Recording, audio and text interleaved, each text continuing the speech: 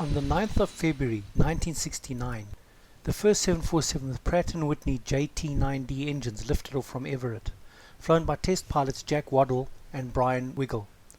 Today is mid-December 2021, and we have had 52 momentous years of the most iconic, if not the most successful, of all commercial aircraft ever to grace the skies.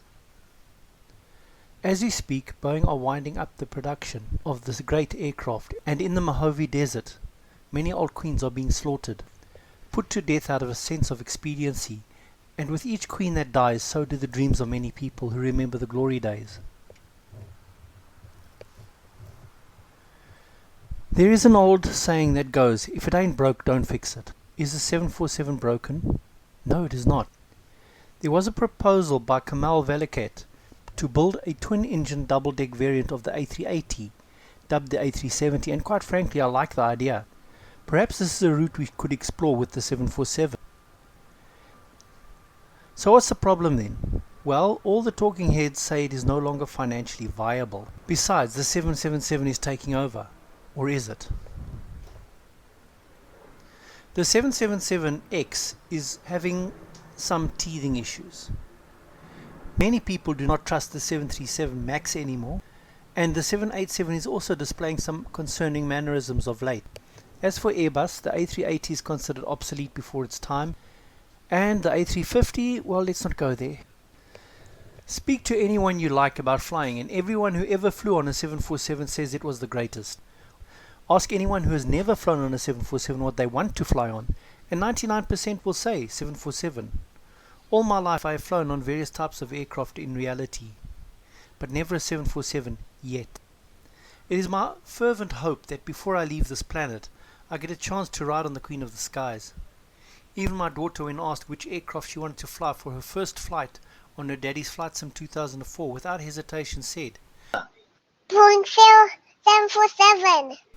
She was only 5 years old, but has already decided the 747 was the grandest, and in her mind the very best aircraft in the skies. The 747 has seen so many variations throughout its past 52 years, from the 747-100 through to the quaint 747 SP and onto the ever-popular 747-400, still recently flown by the likes of BA and KLM. NASA flew some special 747s that carried the space shuttle, and in more recent times the Phantom Ray. An SP was also modified to carry the airborne Sophia telescope. The US Air Force had one modified to carry the first ever laser cannon. Sir Richard Branson is using one to launch rockets into space, and the President of America flies around what is arguably the most famous 747 in the world, Air Force One.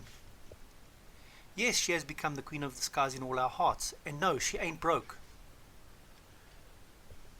In South Africa, we all have a new saying. I'm making it up right now. If it works, even if it's old, just make it better. So the venerable old girl is no longer financially viable. Excuse me for suggesting that statement sounds a tad like corporate greed.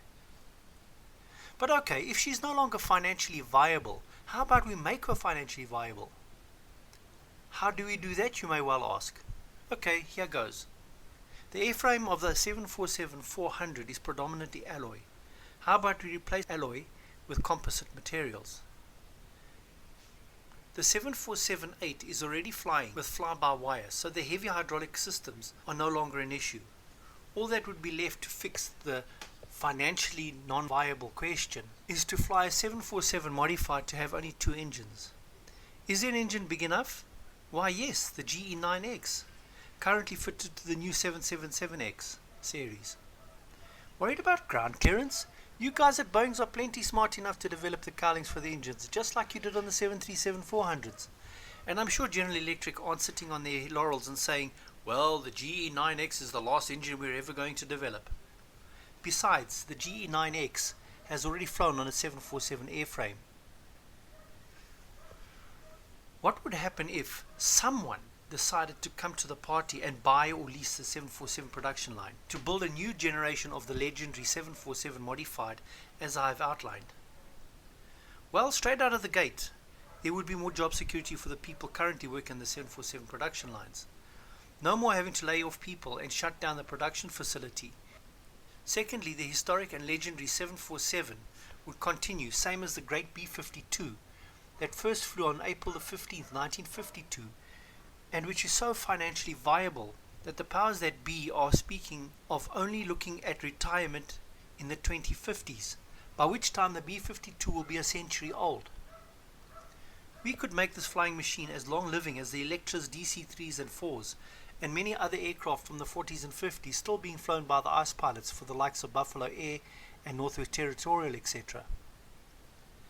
Clarence and I firmly believe the legend could and should continue, and in order to test out our concept, I repainted a 747 to look like a test unit for Skylink. The huge red X on the tail denotes experimental, and the white 2 in the middle of the X denotes the aircraft is flying on only 2 of its engines. Even though it's a simulator, obviously all flight tests would have carried no passengers, just ballast to simulate souls on board. Granted, this is an elderly flight simulator, but I am working with what I have. No doubt real aircraft will have different attributes to consider, but let's use the flight sim as a starting point, shall we? The maximum takeoff weight of the standard 747-400 made of alloy is 396,985 kgs. Not very far off from the 777 maximum takeoff weight of 351,534 kgs. That is a difference of 45,451 kgs. Now, let's take a 747-400, rip out the hydraulics, replace with the fly-by-wire of the 747-8, and replace the alloy components with composites. Lose the weight of 2 entire engines at around 4,000 kgs each, and I do believe we are getting very close to the viable twin aircraft mass spectrum. Yes, we have to consider lifetimes and pressurization cycles, etc. Actually, I question that in the light of the decision regarding the B-52. And I am sure composites outperform alloys in this regard. However, what we are suggesting is to give people the continued enjoyment of flying in a legendary aircraft.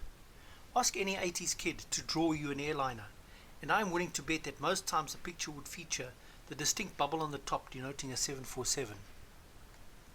In order to prove the concept, I took the Project Open Sky 747-8 and modified the configuration CFG file along with the air file so that the engines would have the same output as the 777X. In the test flight videos with my daughter flying as test pilot first officer, we carried out many takeoffs on only 2 engines with full fuel and payload equivalent to the 747-400. With my realism settings at 100%, we did several simulated 1-engine shutdowns and landings, both at sea level and at altitude.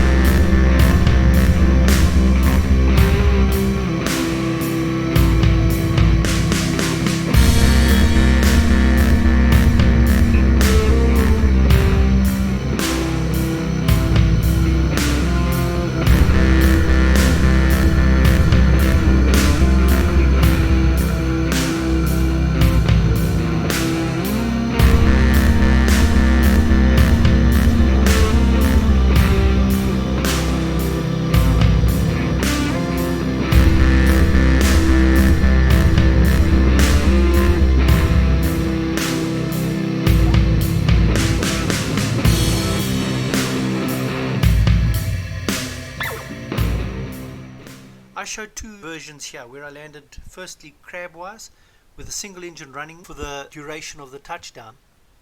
But for me, the more comfortable straight-in approach and cut all power moments before touchdown technique proved the concept that a 747 on 1 engine can land. Remember, this would only be an emergency situation, as has happened with the 777 whose engine exploded over Denver. In another flight from Cape Town to Johannesburg, we lifted off with both engines, and during the climb out we shut 1 engine down at approximately 4,000 feet and continued climbing effortlessly to 30,000 feet. We flew the entire route to Johannesburg on 1 engine and landed on that 1 engine successfully. The only thing that really suffered was my nerves, as I tend to take flight simming a little too seriously. Perhaps I have messed up my BP levels a bit in the process, but I do believe we proved the 747-777 concept is theoretically viable. I hope this video from a couple of armchair experts and a little girl will generate some healthy debate around the several questions it highlights, especially the question of Should we sentence the Queen to death or allow her reign to continue in an improved concept aimed at taking a machine that ain't broke and improving on it? No doubt real aircraft engineers could poke many holes in our concept, but I bet there are some engineers, maybe even just one or two, who are saying, I wonder.